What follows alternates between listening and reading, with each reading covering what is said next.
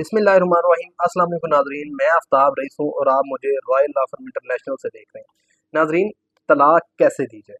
अगर कोई शोहर अपनी बीवी को तलाक देना चाहता है तो कैसे तलाक दी जाए? ये बहुत बड़ी कन्फ्यूजन है। बहुत से लोग, उनकी शादियों को 10-10 साल हो चुके होते हैं, बड़े पढ़े लिखे वेल एजुकेटेड लोग होते हैं, लेकिन नाज़रीन उनको पता नहीं है कि तलाक कैसे दी जाए। अब यहाँ पे दो चीज़ें हैं, दो तरह से तलाक, क्योंकि दो तरह से निकाह भी दो तरह से होता है। एक शरई तौर पर निकाह पढ़ाया जाता है, इजाब कबूल होता है, दूसरा कानूनी तौर पर जो उसके निकाह नामे साइन करके एक एग्रीमेंट की सूरत में निकाह को रजिस्टर्ड किया जाता है। इसी तरह तलाक भी दो तरह से होती है, दो हिस्सों पर मुश्तमिल होती है। एक उसका शरई कॉन्सेप्ट होता है, जो कि उस शोहर ने अपनी बीवी को प्रोनाउंस करना होता है या अपना तलाक का पैगाम किसी भी तरह से अपनी बीवी को देना होता है। ये शरई तौर पर उसने उस रिश्ते को ख़त्म करना है। दूसरा, उसने जो अपना वो निकाह है, उस निकाह को तलाक में तब्दील करने के लिए उसका एक जो लीगल प्रोसेस है उसको उसने फॉलो करना है। अब हम चूँकि ये शरई तौर पर तो जितने अपना फ़िक़े हैं उनके तरीक़ाकार शायद मुख्तलिफ हैं एक दूसरे से, हम उन पे तो बात नहीं करते, लेकिन जो सबको मिलाकर एक तरीक़ा कानूनी तौर पर बनाया गया है उस पे हम बात करते हैं। वो तरीक़ा जो है मुस्लिम फैमिली लॉ ऑर्डिनेंस 1961 की सेक्शन 7 में बयान किया गया है डाइवोर्स के हवाले से, कि डाइवोर्स कैसे दी जाए। कोई शोहर अपनी बीवी को तलाक देना चाहता है तो वो उसको कैसे तलाक देनी चाहिए ताकि उनका लीगली जो मैरिज है वो डिसॉल्व हो सके। सेक्शन 7 बयान करती है, मैं आपको पढ़ के सुना देता हूँ जो अल्फाज लिखे हुए हैं मुस्लिम फैमिली ऑर्डिनेंस 1961 के सेक्शन 7 में। उर्दू में पढ़ता हूँ। तलाक: कोई मर्द जो अपनी बीवी को तलाक देने का ख्वाहिशमंद है, तलाक का किसी तरीके से ऐलान करने के बाद, नाज़रीन ये सबसे अहम इसमें बात की गई है। हमारे पास अक्सर लोगों के सवालात या मसाइल आते हैं, जी उसने इस तरीके से तलाक दी, पेपर पे लिख के भेज दी, किसी के ज़रिए भेज दी, फ़ोन पर दे दी, व्हाट्सएप पे मैसेज कर दिए, ऐसे कर दिए, तो सर क्या तलाक हो जाती है? तो मैं इसको दोबारा रिपीट करता हूँ कि कोई मर्द जो अपनी बीवी को तलाक देने का ख्वाहिशमंद हो, तलाक का किसी तरीके से ऐलान करने के बाद जितनी जल्दी मुमकिन हो सके चेयरमैन को, अब ये चेयरमैन कौन है? चेयरमैन यूनियन कौंसल है। कौन सा चेयरमैन? Union council. जिस यूनियन कौंसल की हदूद के अंदर वो उस शख्स की बीवी रह रही है, उस चेयरमैन को वो इतला देगा। चेयरमैन को इस इकदाम उठाने के बाबत बज़रिया तहरीरी नोटिस इतला करेगा और इसकी एक नकल बीवी को भी इरसाल करेगा। ये नाज़रीन सिर्फ ये सिंपल सा तरीक़ाकार है जो लीगली तलाक देने का है। क्या करना है कि शोहर ने किसी तरह से भी अगर अपनी बीवी को तलाक दे दी है, पेपर के ऊपर लिख कर दे दी है, उसने व्हाट्सएप पे मैसेज कर दी है, उसने खड़े खड़े ज़ुबानी तलाक उसने दे दी, किसी तरह से भी अगर उसने तलाक दे दी है तो वो चेयरमैन यूनियन कौंसिल को इसके बाबत तहरीरी तौर पर उसको इतला करेगा और उस इतला जो उसने की है उस इतला शुदा नोटिस की एक कापी अपनी बीवी को भी देगा। अब ये मेरी वीडियो देखने के बाद वो लोग सामने आए जो लोग कहते हैं, जी 1000 रुपये वाले स्टैम्प पेपर पे तलाक होती है, 3 नोटिस होते हैं, ये होता है वो, तो ये सारी कहानियाँ हैं, ये यूनियन कौंसिल वाले कहानियाँ सुनाते हैं। मैंने आपको लीगल प्रोसीजर बता दिया। अब अगली बात, उसने तलाक उसने दे दी अपनी बीवी को, 1 दे दी, 2 दे दी, 3 दे दी, जैसी भी जितनी भी दे दी उसने पेपर जो है ना यूनियन कौंसिल को उसे 1 देना है पेपर। 1 पेपर जब वो यूनियन कौंसिल देगा, उस पेपर की कॉपी वो दे देगा अपनी बीवी को। उसके बाद क्या होगा? उसके बाद ये होगा कि चेयरमैन यूनियन कौंसिल जो है वो एक सालसी कौंसिल तश्कील देगा। सालसी कौंसिल से क्या मुराद है? सालसी कौंसिल से मुराद है 3 लोगों पर मुश्तमिल एक ग्रुप बन गया, एक जमात बन गई 3 लोगों की। 3 लोगों में कौन कौन शामिल है?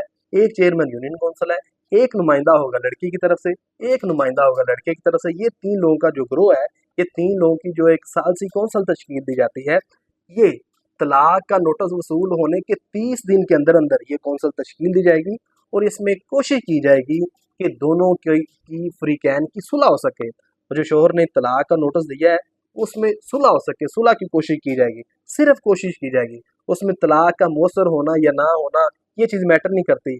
चेयरमैन यूनियन कौंसिल जो सालसी कौंसिल तश्कील देता है उसकी जिम्मेदारी है कि कोशिश करे कि इन दोनों के दरमियान रिकॉन्सिलेशन हो सके। अगर वो रिकॉन्सिलेशन फेल हो जाती है तो फिर टोटल डेज बनते हैं ये 90। जैसे ही उसने यूनियन कौंसिल में इतला दी है कि मैंने अपनी बीवी को तलाक दे दी है, तो उस डेट से लेकर 90 डेज के अंदर अंदर अगर तो वो जो शोहर है वो अपना तलाक का नोटिस वापस ले लेता है, मतलब रिटर्न वहाँ पे लिख के दे देता है कि मैं अपनी बीवी से रुजू करना चाहता हूँ, लिहाजा मैं ये नोटिस वापस लेता हूँ, तो वो रुजू कर सकता है। या उसे पता चले कि मेरी बीवी हामला है, तो हमल से पहले जब तक बच्चे की डिलीवरी नहीं होती, चाहे उसमें 3 महीने हैं या 4 महीने हैं या 5 महीने हैं, जब तक बच्चे की डिलीवरी नहीं होती वो उस नोटिस को वापस ले सकता है। इसके अलावा उस एक तो तरीका ये है कि वो वैसे 90 डेज़ के अंदर अंदर सुलह कर ले, क्योंकि 90 डेज़ जो होते हैं वो इद्दत का टाइम होता है। लेकिन अगर बीवी हामला हो तो चूँकि आपको पता है कि जब तक बच्चे की डिलीवरी नहीं होती तलाक हो जाती है। ये बड़ा एक क्वेश्चन है जी, क्या आ, आ, हामला औरत को तलाक हो भाई, प्रोनाउंस करने वाला तलाक प्रोनाउंस कर सकता है, जैसे उसने आम हालात में प्रोनाउंस किया और उसने यूनियन कौंसिल को नोटिस दे दिया, इसी तरह वो इस हालत में भी, प्रेगनेंसी की हालत में भी तलाक प्रोनाउंस कर सकता है और यूनियन कौंसिल के चेयरमैन को इसके बाबत तहरीरी नोटिस दे सकता है। लेकिन इद्दत का टाइम पीरियड ज़्यादा हो जाता है। इद्दत वहाँ पे 3 महीने है, यहाँ पे इद्दत 6 महीने, 7 महीने, 8 महीने भी हो सकती है। मतलब जब तक बच्चे की वो डिलीवरी नहीं होती तब तक ये सुलह कर सकते हैं। अब नाज़रीन 90 डेज जैसे ही कंप्लीट होते हैं तो उसके बाद चेयरमैन यूनियन कौंसिल की जानिब से, मतलब यूनियन कौंसिल की जानिब से एक तलाक का मौसर सर्टिफिकेट जारी कर दिया जाता है। मौसर सर्टिफिकेट जब जारी हो जाता है तो लीगली डाइवोर्स हो जाती है। इसके आगे एक बड़ी अहम चीज़ है, अब अगर दोबारा ये सुलह करना चाहें तो क्या सुलह कर सकते हैं?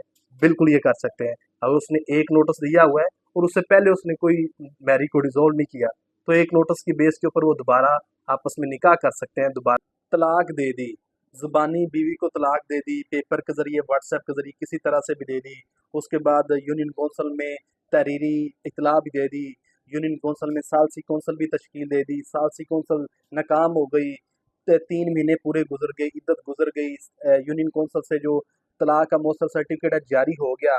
तो नाजरीन मैं आपको आपकी इत्तला के लिए एक चीज़ बताता जाऊँ कि से यहाँ पे तलाक तो मौसर हो चुकी है, लेकिन आपने एक और ज़रूरी काम, ये मर्दों के लिए मैं वीडियो खास तौर पर, चूँकि तलाक मर्द ने देनी होती है तो मैं उनके लिए बता रहा हूँ कि यहाँ पे एक और आप काम आपने ज़रूरी करना है जो कि 99% लोगों को पता नहीं और वो काम नहीं करते। वो काम ये है कि आपने नादरा में जाना है, वो अपना तलाक का मौसर सर्टिफिकेट लेके नादरा में जाके वहाँ पे आपने अंगूठा अपना लगाना है और वो खातून जो आपकी साबका बीवी बन चुकी हैं उनको आपने अपनी ज़ौजियत से वहाँ पे नादरा के रिकॉर्ड से भी निकलवाना है। मतलब आपका जो एफआरसी है, जो फैमिली रजिस्ट्रेशन जो सर्टिफिकेट आपका है, उसके रिकॉर्ड से भी निकलवाना है।